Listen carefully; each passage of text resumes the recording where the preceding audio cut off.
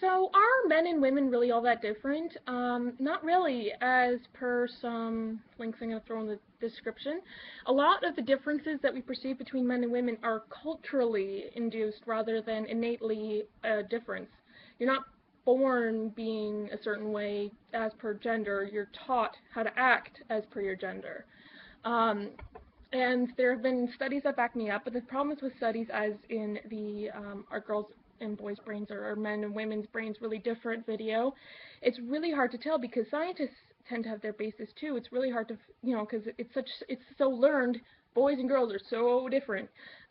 Growing up, it's hard to shake that to kind of try and be objective about a study. Not to mention there are so many other factors in it. It's nearly impossible to get a solid study. But the problem is that they realize, and when it comes to things that everyone experiences day to day, people are really different, or are really quite similar on different aspects. And it really depends on the person on how feminine or masculine they are. If they are more feminine, then like it can get like men and women experience emotions and have the same level of emotional whatever as everyone else. But men are taught that they're weak, then they are taught that if they cry or if they show their emotions, they're taught to shove them away. Men don't feel like that. Only women do. And women who aren't very, strong with their emotions feel out of place too because they feel like they should be sharing their emotions. They're told to share their emotions. They'll feel better, but they just don't feel like they have anything they need to share because they're just kind of like really blasé about things, the way men are expected to be. And then when you have contradictions to this, people call them gay or dyke or fag or whatever else, and that they're not being a man or they're not a real woman or whatever else because they don't fit the societal expectations that have been placed on them. And um, any sort of difference that you see, you can see being traced back to what they're taught and what they're given as children. As children, boys are given toys that help with spatial reasoning and mathematics and scientific whatever, while girls are given things that help with language and emotional conflicts and stuff like that. Boys are given science kits, girls are given dolls and houses, so they have to deal with sociological and talking things through, while men are just taught to, how to build things because they're given Legos while girls are given Barbies. So if we had taken this away and just give boys and girls the same toys and everything else, you'd find that children tend to be just kids, and they grow up to be just people. You get women engineers, you get male linguistic specialists, you get all this stuff because that is you can't make generalized claims about something that affects every single member of the population. You can't, it's like basically saying that all humans act exactly the same way in very specific parameters, when that is very much not true, because half the population of the planet, well, probably close enough, half the people of the world, it's usually somewhere just off of that, but anyways, are male or female. So, and that's not even 100% true because that doesn't explain, because the whole gender whatever doesn't explain transgender people, genderqueer people, or what do you do about intersex people. In case you're wondering what those are, transgender, you are born, say, female, but you don't feel that you are, what's in your pants says that you are female, but what's in your head and your heart says that you're a male, or vice versa. Genderqueer, you don't identify as either male or female, somewhere in between. You can be born either and classified as male or female at birth, but then realize later I'm not a male or a female, I'm just kind of somewhere in between. Intersex is the proper terminology for what many know as hermaphrodite. They have a mixture of male and female organs. So, there's so many exceptions to the rule, and the fact that you get people that are just very different, like me. I don't care that much about hair and makeup. I'm actually specifically doing this video without any makeup or having on or having my hair done because I wear fairly simple everyday makeup. People try to buy me generic girl groups and I hate them. Even as a kid, I would get Barbie dolls and I'd be pissed off because I was like, I hate Barbies. I would like them when I was really little because then I didn't really have many friends, so but I would oftentimes draw superhero stuff on them so I could have female superheroes and stuff, and I liked playing with my brother's action figures with him, and I liked building things and drawing and creating like crazy because, I'm going into animation, and the reason why I know all this other stuff is because I have a huge passion for sociology and psychology, but I have that huge need to create, so I wouldn't be able to pursue any field that wasn't creative.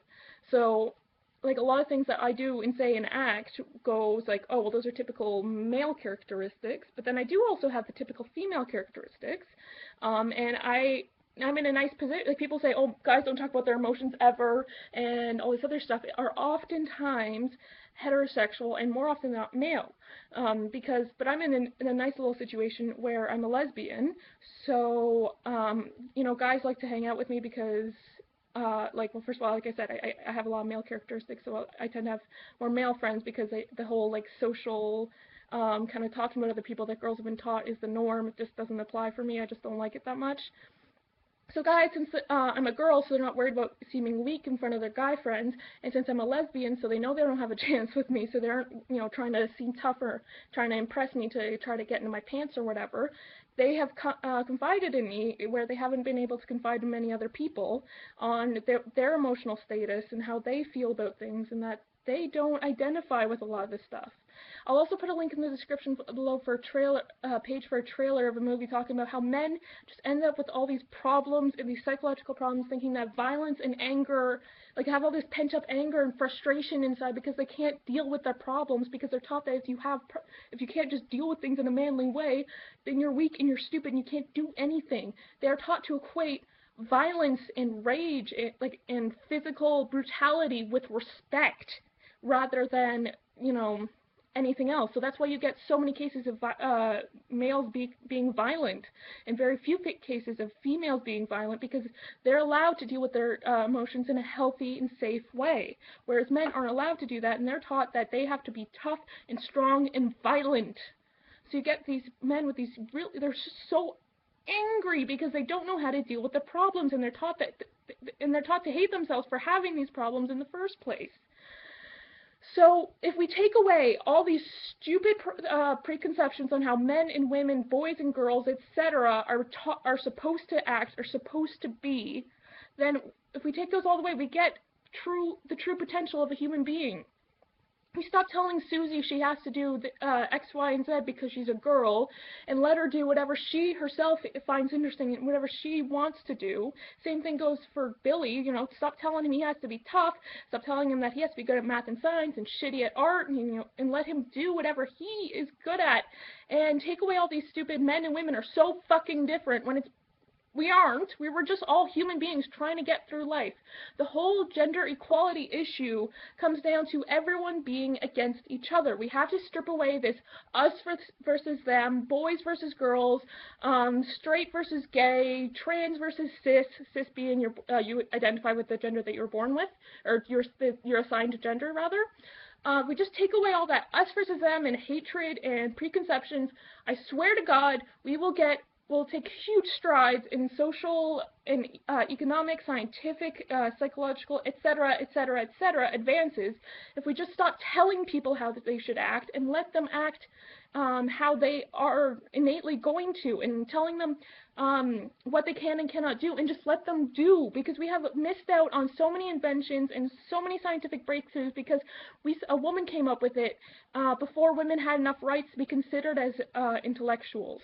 Like, there have been cases where women have come up with inventions that have later revolutionized the world, but at the time, the men scientists didn't even look at it. They just told her to worry her pretty little head about such matters. And so people say, well, there have been more male scientists than female scientists. That's because females weren't allowed to be smart. They were supposed to stay home, take care of the kids, and not do anything. And we're still holding on to that. So women are still not living up to everything that they can be in the worlds of math, science, you know, politics, everything else. Everyone has the same potential. But you're stripping it away. You're taking that potential and that ability away from people when you throw these preconceptions on people. No, I'm not angry. No, I'm not overreacting, so don't call me a crazy bitch in the comments. I'm just expressing what I have found out through a lot of research and looking at all the different studies, and because like I said, I am fascinated by sociology and psychology, and through personal experience, really, we would move on so well, and so many world problems would be fixed if we just let people be all that they can be. Thanks for listening to my rant.